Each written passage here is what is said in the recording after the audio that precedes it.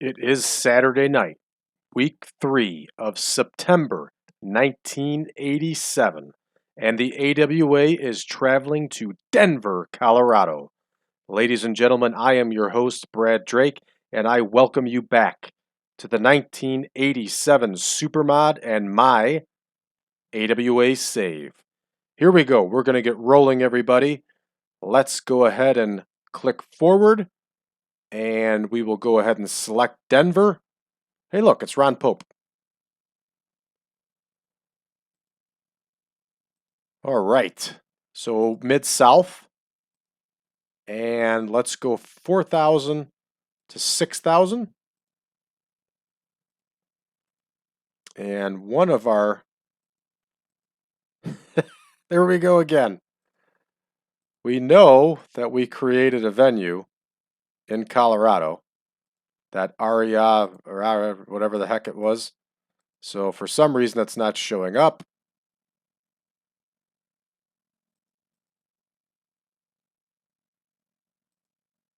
Let's go back down to 3,000. Maybe it was super small. There it is. So we're going to give up 2,100 fans to run the Aria. But the Odeum, we're going to lose 1,200. So 120,000. Let's check the difference here. Aria, 5,300. I'm sorry. Aria, we're only going to get 3,200. The Odeum, we get 5,300. We got to go with the Odeum because the higher cost is not that much higher, and we're going to get 2,300 more fans in there. So that's $230,000. So we have to go with the Odeum. Cool. Let's see what else is going on here in backstage incidents. So it looks like it's all protege work again, which is great for us. We have a really good backstage environment and things are going well. Again, we got this really cool locker room where we have all these aging veterans with a ton of experience, and then we have a bunch of young up and coming wrestlers. So this is a really cool, fun environment for us, especially in TEW. Not only because it's realistic, but also because it's TEW. It's a really cool thing. So the usuals are out tonight, no problem. I think we did put Mitch Snow back in the touring schedule. We did not. Good. So we have no problems. That's because I knew we wouldn't be able to get him. So let's get this started, folks. Actually, we're going to give a rundown of the card. Vivian St. John is going to battle Reggie Bennett. The Top Guns are going to face the Texas Hangmen, who are now managed by none other than the legendary Don Carson. Ali Khan, the Afghan, is going to battle DJ Peterson, and of course, Khan is always dangerous because he has that no good Sheik Adnan al-Kaissey in his corner. Colonel DeBeers is going to challenge Jerry Blackwell. Sheik Adnan al-Kaissey himself is going to lock up with Ray Stevens. Rip Oliver is going to try his hand at Jerry Lawler. Mr. Saito and Bob Backlund are going to show us some work here. They're going to go 18 minutes. And in the main event, a big main event as always, the Midnight Rockers are going to attempt to recapture the World Tag Team title from the Midnight Express. So let's get to booking. St. John versus Bennett. See that? All capitals. I was so excited. I went to all capitals there.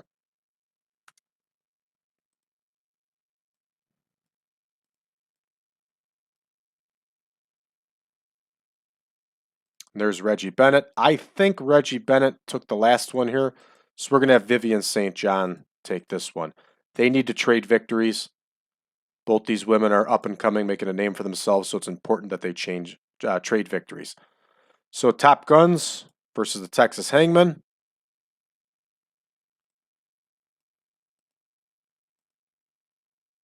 Obviously, both these teams are in our tag team view. And we'll leave this one open-ended. I don't mind who wins, but I think it's cool that they're managed by Don Carson now.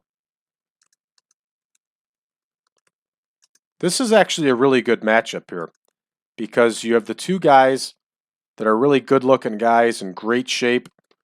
And then you have the two much larger guys, and they have just a jerk as a manager. So that's a really good combination. Of course, we got Khan versus Peterson. And don't worry, folks, we'll do it again just like we did the last time.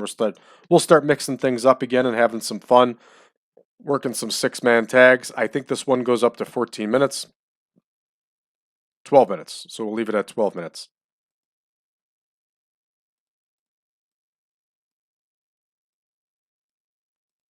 As I've said before, I'm a big fan of DJ Peterson, but we do have to get Ali Khan a win here. So let's have Khan go over by manager interference. DeBeers versus Blackwell. That match is 14 minutes. That's more towards Jerry Blackwell's need, as we know he can't go over 15 minutes. And I'm not going to edit that one out, folks, because that's pretty accurate. Jerry Blackwell was getting up there in age here, too. So, you know what? I never realized that DeBeers was 42 already at this point. See that? I almost had Al Ringo in there. Why do I do this? I always make these mistakes. So, doesn't matter to me who wins that one. Al Ringo. That's awesome. All right, al-Kaissey versus Stevens.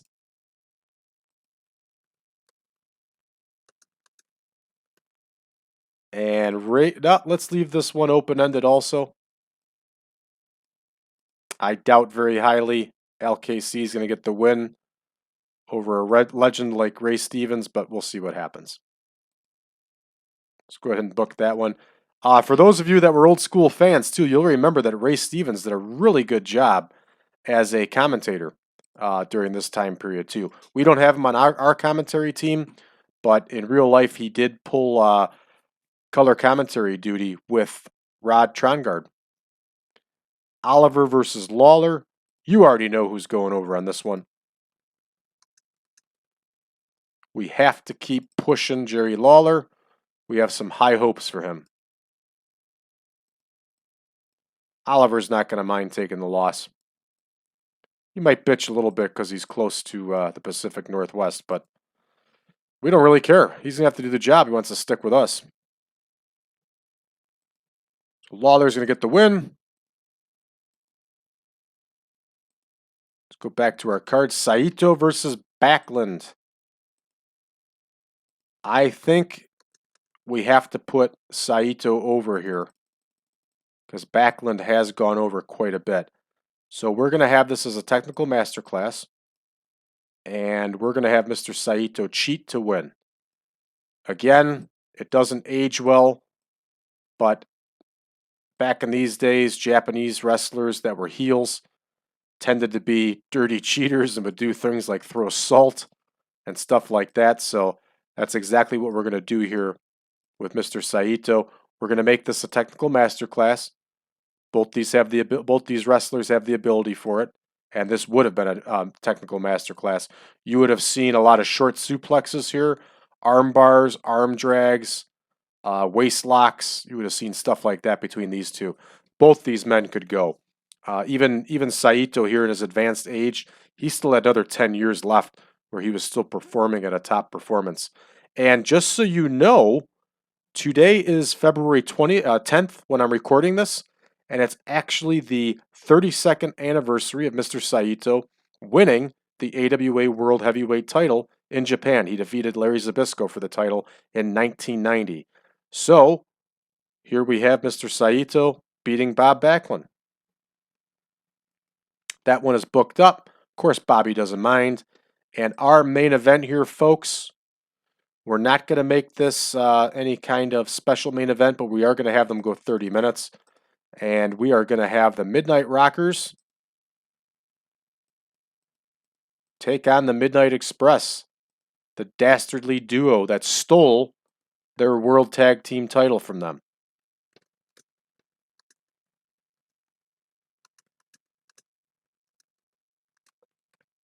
And we are going to have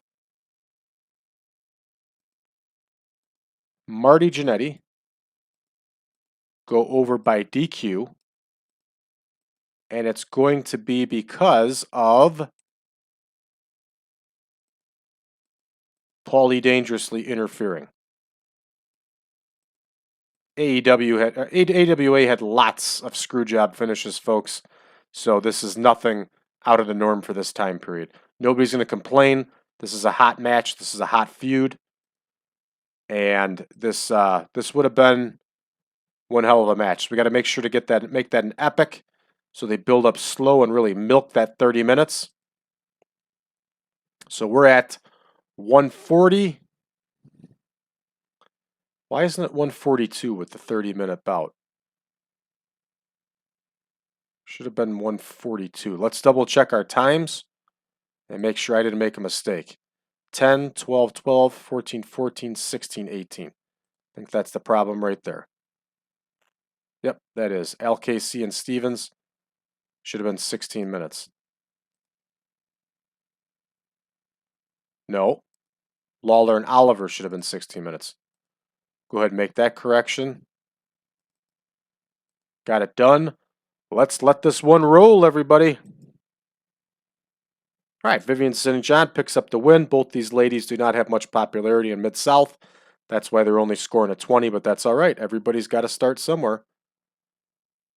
And Psycho beats Ricky Rice with the Hangman drop. Don Carson is getting it done and leading this team. Of course, all four men are pretty low in a score for the Mid-South, but then again, they're new, so it's going to get over better. Peterson was off his game, probably pissed off that he had to lose to Ali Khan, but he did. Ooh, DeBeers beats Blackwell with the pancake pile driver. 66, not a bad score. I don't like the fact that Blackwell is that low of popularity in Mid-South. Let's get this rectified. His popularity should be better than that because AWA ran Denver for decades before this, and Blackwell was a part of it since the 70s. So his popularity would have been higher. He would have gotten a higher score. I know I've bagged on him. I've talked badly about Jerry Blackwell and said I don't think very much of him. But one thing I can't take away from him is that fans loved him, and he was good in the ring. I just could never get over the T-shirt over the pants look. al-Kaissey and Stevens get a poor score. Should have been much higher than this. Ray Stevens was over in Mid-South. We're going to have to adjust his popularity here. And it's just a repeat of what's above. Sorry, folks, but I need to make this realistic.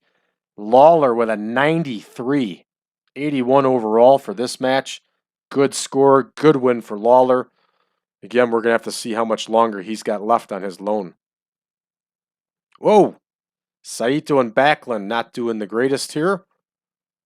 For score, Saito should be more over in Denver. But let's not make too big of a deal out of this one. Good score. Nice cheat finish. Saito gets the win. Good. That keeps the feud between these two hot. We'll actually turn that into a real storyline if it's not already. And the main event only gets an 81. Ugh. That's not good. It's because of Randy Rose. He's anchoring us down here. But okay, you know, the Midnight Rockers are still young. So we'll take it for what it is. Let's finish up. Let's see if we get a gain. We probably didn't because we've run our route with TV shows already, and we've probably gotten all the gains we can for the month. But we did have a nice attendance rate here in the Odeum, and we made way more money than we would have by running the other arena.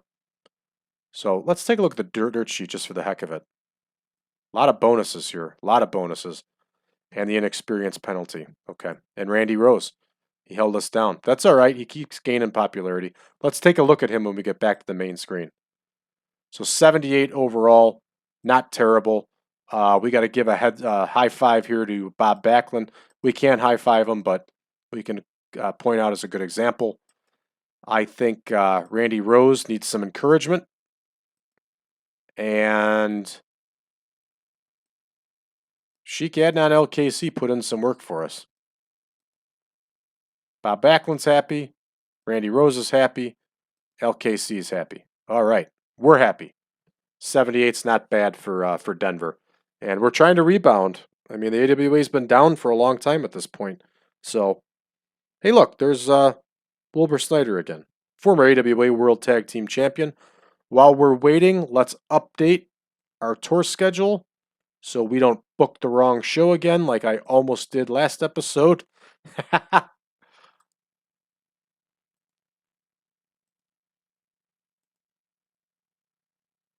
New champion in WWF. I'm nervous.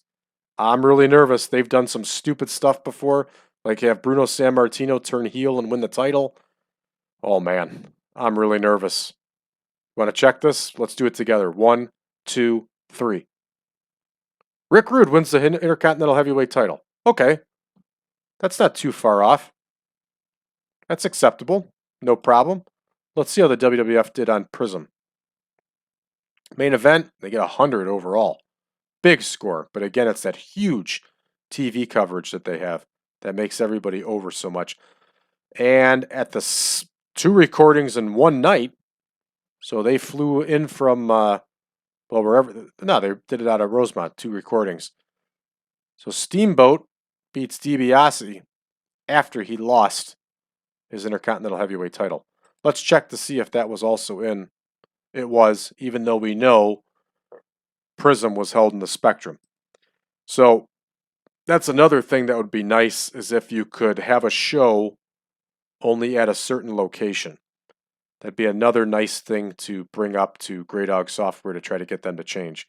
Because it's true, the WWF had Prism that was only on the Prism network, and it was only run out of the Philadelphia Spectrum. They would do like 3 TV show, tapings a month was how they would do it. And then, of course, we have a house show also in the Rosemont Horizon. Junkyard Dog over Orndorff, Morocco versus Rivera in a cage match. That is just ridiculous. Oh, boy. All right, what do we got here? 1.3 million viewers for Championship Wrestling. Very nice. Let's take a look at Randy Rose like we were talking about. Let's see how he's doing on his popularity gains. He's working a lot of other places too, so he should be gaining in other places too. Track progress. So he's increasing slowly but surely. He's doing real well in the Northeast there. Northwest too.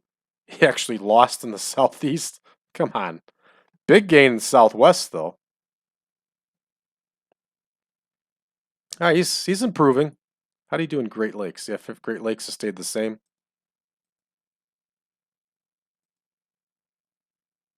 There's his tag title history. All right, nice. Well, it is Sunday now in the game, folks, which means we're going to have our last tour date for this block. And then we'll be right back into it the next week with more tour dates because we did our TV tapings for 2 weeks already this week. So we won't tape again for the week after the next week. Let's see, CWA ran last night, or they just showed the TV show. They probably just showed the TV show. Yeah. Nope, there it is. Idol versus the Hunter. Of course, we had Lawler, so they couldn't use him. Nice. Let's check out Lawler and see how much longer we have him for. Before I have to sneak back in and work my magic. We got to check him out in contracts, I think.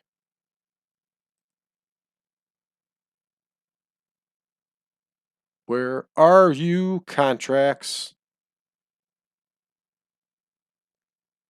There we go. Right in front of my face the whole time. Where's Jerry Lawler?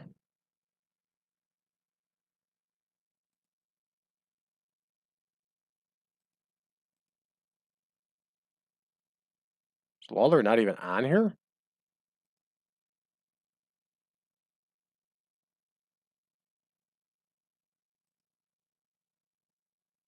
There's Lawler. It doesn't tell us how many he has left. That's all right. Okay, folks, that's going to close it out for this one. It's been fun as always. Remember, Live Event 88 is coming next. If you want the Supermod and you don't have it already, contact me at braddrake.net/contact. Drop me a line. I'll be more than happy to email over the link to the Google Drive for you where you can download the game and play it. And if you haven't already, join us on Facebook, facebook.com/groups/1987supermod, facebook.com/groups/1987 supermod. And last but not least, folks, please give us a like and go ahead and hit subscribe. Thank you all for tuning in, and I'm going to see you next time.